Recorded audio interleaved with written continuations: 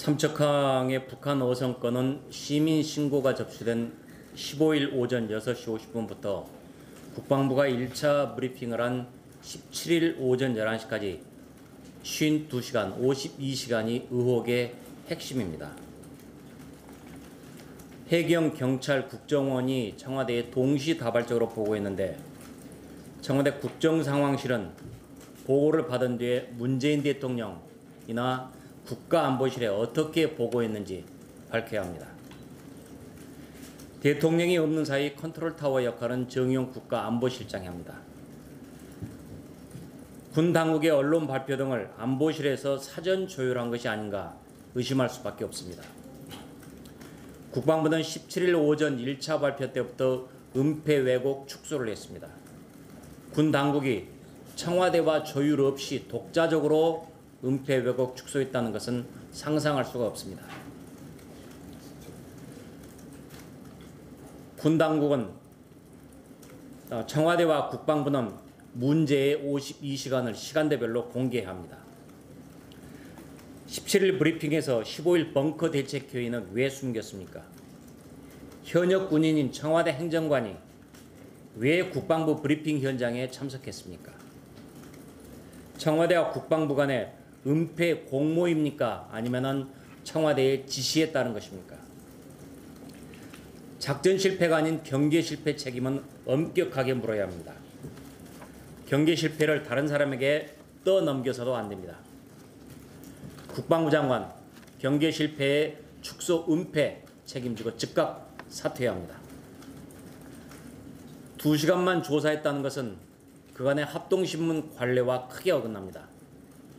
4명 중에 왜 2명은 남고 2명은 북한으로 갔습니까?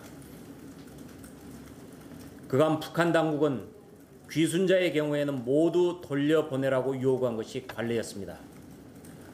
그런데 이번에는 선언을 2명만 받고도 더 이상 요구하지 않는 것은 남북 당국 간 협의를 통해서 사전 조율되지 않고서는 불가능한 일이라는 게 전문가들의 지적입니다. 당국은 아직도 11일째 조사 중이라고 얘기합니다. 지난번 미사일은 아직도 분석 중이라고 말했습니다. 조사 중이고 분석 중이라는 것에 바로 청와대의 언론 대응 지침이 아닌가 싶습니다. 이런 의혹에 대해서 문재인 정권의 셀프 조사로는 진실규명은 불가능합니다. 반드시 국정조사를 해야만 합니다. 아랍에미리트 바카라 원전은 우리가 짓고도 후속 정비 업무에서는 거의 배제되는 참혹한 결과가 나왔습니다. 당초에는 15년 장기 계약으로 우리가 단독 수주할 것이라는 기대가 있었지만 문재인 정권의 탈원전에 의해서 거품이 됐습니다. 기껏해야 UAE에서 요청할 때만 인력을 지원하는 하도급 신세가 됐고 계약 기간도 5년으로 축소됐습니다.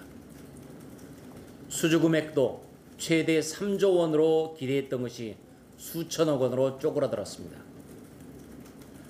한국이 탈원전을 선언해 원전 생태계가 붕괴되고 있는 판인데 아랍에미리트가 어떻게 장기간의 원전 정비를 안심하고 맡기겠습니까? 원전은 60년에서 100년을 가동하는 시설인데 탈원전으로 기술 인력과 부품 공급이 불투명한 한국과 누가 장기 계약을 맺겠습니까? 국내에서 원전을 짓지 않으면서 해외로 수출하는 마법은 존재할 수가 없습니다.